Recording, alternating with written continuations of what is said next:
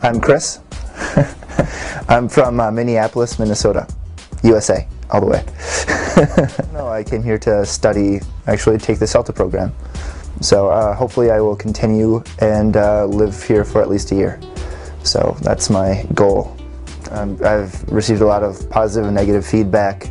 I've learned some things that I need to do better, and that's actually exactly why I came here. So as far as my goals with CELTA, I feel like I've accomplished everything that I set out to accomplish as far as knowing what I need to improve, so I can kind of continue to do that.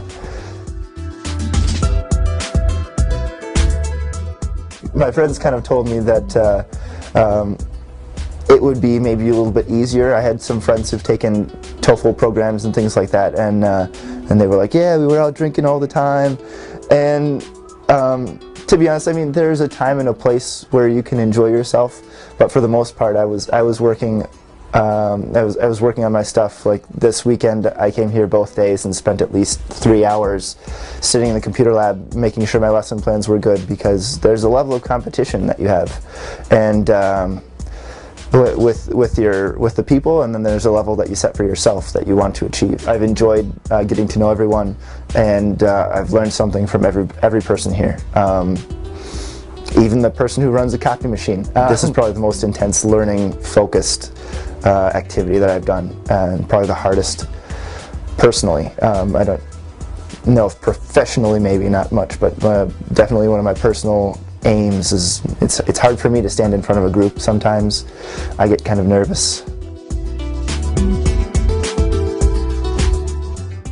There are some people that are really smart, and they can't speak very much English, and then there are some people that really want to learn. Everybody that comes in wants to learn English. Nobody's here just to hang out and have a good time. So all the learners are motivated intrinsically. I mean, these are older learners usually, or people who are doing this for personal gain. After coming to Language Link, I walked around, I met Susan, and then I went and I walked to the Forbidden City, got some food, got lost, and found my way back here, and that was like my first day. There are a lot of hostels really close. If you're not happy with the one that you're at, you can change very quickly, depending on how Beijing you want to get. The hutongs are great. There's great food in them. Don't hesitate to walk down an alleyway. You might be surprised in a good way by what you find. You don't have to spend your time walking around on the really expensive shops. It's more fun, and you get more culture. You learn more Chinese, talking to people. The first day, you meet and you start, you're going to actively start kind of talking with the people that you're going to be teaching. You run a small getting to know you interview. Basically, the morning is all about kind of learning how to teach, talking about topics that you're going to have to learn.